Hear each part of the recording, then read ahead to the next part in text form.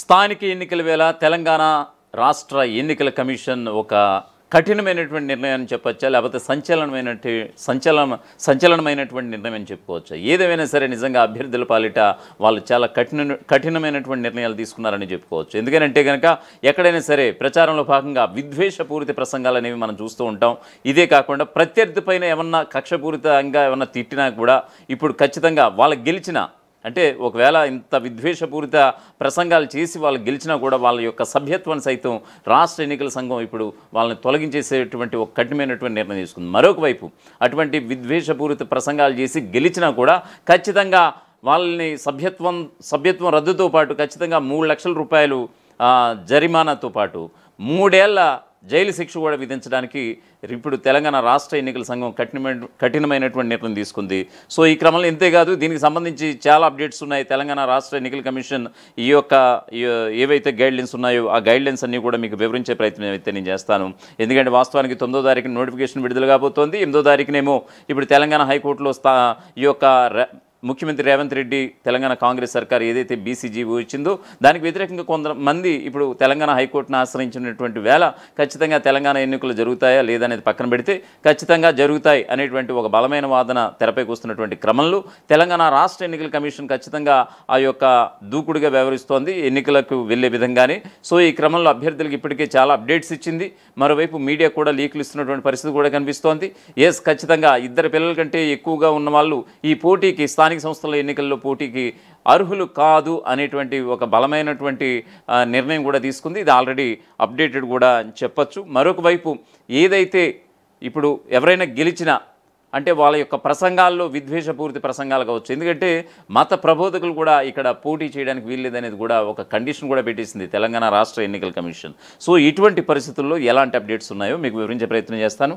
రాష్ట్రంలో త్వరలో జరగబోతున్నటువంటి స్థానిక సంస్థల ఎన్నికల్లో భాగంగా ఈ నెల 9న మండల జిల్లా పరిషత్ తొలి దశ ఎన్నికలకు నోటిఫికేషన్ విడుదల కానుంది. ప్రకటన వెలువడిన రోజు నుంచి 3 రోజుల్లో నామినేషన్ల దాఖలు కూడా ముగియబోతోంది. ఇక ఉపసంహరణలు పూర్తయ్యాక పోటీలో ఉన్నటువంటి ఎంపీటీసీ కావచ్చు, జెడ్పీటీసీ అభ్యర్థుల ఎన్నికల ప్రచారానికి 1 వారం రోజుల సమయమే కేటాయించారు. ఈ కాలంలో వారు ఓటర్లకు అవగాహన కల్పన, అలాగే ఎన్నికల ప్రచారానికి, అలాగే కార్యకర్తలు ఏజెంట్లకు శిక్షణ ఇచ్చేందుకు ఉపయోగించుకోవచ్చునని కూడా సూచిస్తున్నారు. అయితే పోలింగ్ ముగియడానికి నిర్ణయించినటువంటి సమయానికి 48 గంటల ముందు ఎలాంటి ప్రచారం నిర్వహించడానికి అవకాశం లేదని రాష్ట్ర ఎన్నికల సంఘం ఈ యొక్క గైడ్లైన్స్ కూడా స్పష్టం చేస్తున్నాయి. రాతపూర్వక అనుమతి లేకుండా లౌడ్ స్పీకర్లు వాడకూడదు, అది కూడా నిర్ణీత సమయం వరకే అనుమతి ఉంటుందని కూడా రాష్ట్ర ఎన్నికల సంఘం పేర్కొంది. ఇక సమావేశాలు ర్యాలీల విషయానికి వద్దాం. సమావేశాలు ర్యాలీల నిర్వహణలో ఆయా ప్రదేశాలకు అనుమతి కూడా తప్పనిసరిగా తీసుకోవాల్సి ఉంటుందని కూడా తెలిపింది. ఎవరైతే అభ్యర్థులు ఉన్నారో సభలు సమావేశాలు పెట్టాలనుకుంటే పలానా ప్రాంతం అని వాళ్ళకి పోలీసు వాళ్ళకి చెప్పాలి. అలాగే అక్కడ ఉన్నటువంటి రిటర్నింగ్ అధికారి కావచ్చు, లేకపోతే ఎన్నికల కమిషన్ కావచ్చు, డైరెక్ట్గా ఒక విజ్ఞప్తి చేయాల్సి ఉంటుంది. వాళ్ళు ఒకే చేస్తేనే ఆయా ప్రదేశాలకు అనుమతి తీసుకుని అక్కడ సభలు సమావేశాలు ర్యాలీలు చేపట్టవచ్చు అనేది రాష్ట్ర ఎన్నికల సంఘం చెప్తోంది. ఇక అభ్యర్థులు ఉపయోగించేటువంటి వాహనాల వివరాలు ముందుగానే కలెక్టర్లు ఎన్నికల అధికారికి తెలియజేయాల్సి ఉంటుంది. ప్రచారానికి ఉపయోగించేటువంటి కరపత్రాలు కావచ్చు, అలాగే పోస్టర్స్ కావచ్చు, ఇలా మొదలైన వంటి వాటిపై ముద్రణ పైన ఆంక్షలు ఉన్నాయని, వీటి ముద్రణదారుల వివరాలు అలాగే అడ్రస్ వంటివి తప్పకుండా వాటిపై పేర్కొనాలని కూడా తెలిపింది. ఎవరైతే అభ్యర్థులు ఉంటారో వాళ్ళ కరపత్రాలు కావచ్చు, మరోవైపు పోస్టర్స్ కావచ్చు, వాల్ పోస్టర్స్. సో ఎవరైతే ముద్రించే వాళ్ళు ఉంటారో ఆ ముద్రించే వాళ్ళ యొక్క ప్రింటర్స్కి సంబంధించినటువంటి డీటెయిల్స్ కూడా ఈ యొక్క రాష్ట్ర ఎన్నికల సంఘానికి సదరు అభ్యర్థులైతే తెలపాల్సి ఉంటుందనేది వారి ఆంక్షల్లో ఉంది. ఇక ప్రచారం నిర్వహించేటప్పుడు నైతికతకు ప్రాధాన్యతనిస్తూ స్నేహపూర్వక పోటీ వాతావరణాన్ని దెబ్బతీసేలా అభ్యర్థులు వ్యవహరించొద్దని సూచించింది. ఇది మెయిన్. ఎస్, ప్రచారం నిర్వహించేటప్పుడు నైతికతకు ప్రాధాన్యతనిస్తూ స్నేహపూర్వక పోటీ వాతావరణాన్ని దెబ్బతీసేలా అభ్యర్థులు వ్యవహరించొద్దని సూచించింది. మరో పక్క ఏం చెప్తుందనంటే ప్రత్యర్థి పైన కనీసం తిట్ల దండకం కూడా అందుకోకూడదు. సో వాళ్ళు చెప్తుంది ఇది, ఎన్నికల సమయంలో ఎలాంటి అనైతిక కార్యకలాపాలకు తావు లేకుండా అభ్యర్థులు ఏజెంట్లు కార్యకర్తలు వ్యవహరించాలంటూ కూడా హితబోధ చేసింది. మరోవైపు నిబంధనలకు విరుద్ధంగా వ్యవహరిస్తే గనక ఎన్నికల ప్రక్రియ ఆపేస్తాం.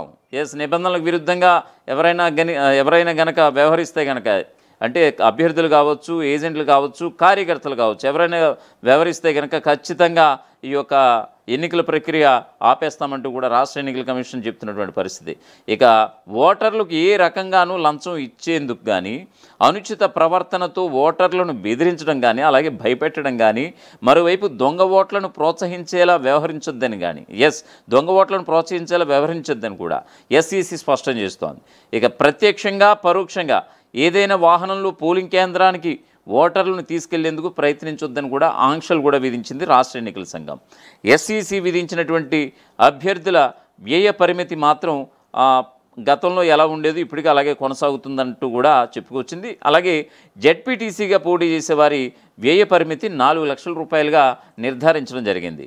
ఇక ఎన్నికల లబ్ధి కోసం అభ్యర్థి లేదా అతడి అనుమతితో ఏజెంట్ ఇతరులు మతం, జాతి, కులం, వర్గం లేదా భాషా ప్రాతిపదికన ప్రజల మధ్య విభేదాలు సృష్టి, అలాగే వ్యక్తుల మధ్య విద్వేషపూరిత భావాలు లేదా దేశంలోని వివిధ తరగతుల మధ్య విద్వేష భావాలు ఇలా రెచ్చగొట్టడం వంటి వాటిని కూడా అవినీతి చర్యగానే పరిగణిస్తామని రాష్ట్ర ఎన్నికల సంఘం స్పష్టం చేస్తోంది. విద్వేషాలతో రెచ్చగొట్టిన వారు ఒకవేళ గెలిచినా కూడా సభ్యత్వం రద్దయ్యే పరిస్థితి ఎదురవుతుంది. సో ఖచ్చితంగా బీ అలర్ట్ అంటూ కూడా రాష్ట్ర ఎన్నికల కమిషన్ హెచ్చరిస్తున్నటువంటి పరిస్థితి కనిపిస్తోంది. ఎన్నికల నేరంగా వీటిని పరిగణించి 3 ఏళ్ల వరకు జైలు శిక్ష, అలాగే జరిమానా కూడా 2 అంటే 3 ఏళ్ల వరకు జైలు శిక్ష, అలాగే మరోవైపు జరిమానా కూడా విధించే పరిస్థితి అయితే ఉంటుంది.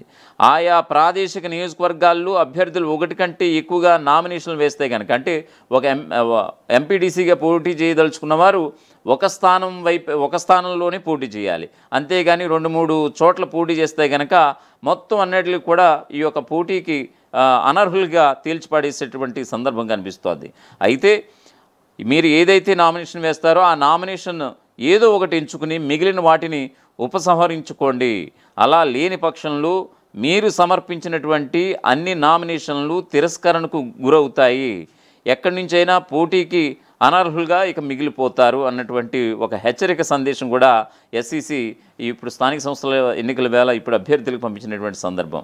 ఉదాహరణకు 2 చోట్ల ఎంపీటీసీగా లేదా 2 చోట్ల జెడ్పీటీసీగా నామినేషన్లు వేసి విత్డ్రా చేసుకోకపోతే వాళ్ళు నిజంగా కూడా ఇప్పుడు ఇచ్చినటువంటి గైడ్లైన్స్కి వాళ్ళ పోటీకే అనర్హులు, ఇంక మొత్తం లేదు. ఇంకా అలాగే ఒక చోట ఎంపీటీసీగా మరొక చోట జెడ్పీటీసీగా పోటీ చేసినా ఆ నామినేషన్లు అయితే చెల్లుబాటు అవుతాయి. సో ఇందులో కాస్త ఉపశమనం ఏంటంటే ఒక చోట ఎంపీటీసీగా పోటీ చేసి మరో చోట జెడ్పీటీసీగా పోటీ చేసినా ఆ 2 నామినేషన్లు చెల్లుబాటు అయ్యి అక్కడ పోటీకి అర్హుల కింద నిర్ధారించేటువంటి పరిస్థితి కనిపిస్తోంది. ఏదేమైనా సరే 9వ తారీఖున వచ్చేటువంటి ఈ నోటిఫికేషన్ తర్వాత ఖచ్చితంగా ప్రచారం అనేది ఊపందుకుంటుంది. కాబట్టి ఆ ప్రచారంలో విద్వేషపూరిత ప్రసంగాలు చేస్తే కనుక, కనీసం ప్రత్యర్థిని తిట్టిన లేకపోతే మతం, కులం ఈ పేరుతో దూషించిన ఖచ్చితంగా ఎన్నికల నియమావళి ప్రకారం, ఎన్నికల కోడ్ ప్రకారం ఖచ్చితంగా వాళ్ళని అనర్హులుగా తేల్చిపాడేస్తాం. ఒకవేళ గెలిచినా కూడా వాళ్ళ యొక్క సభ్యత్వాన్ని రద్దు చేసి పాడేస్తాం.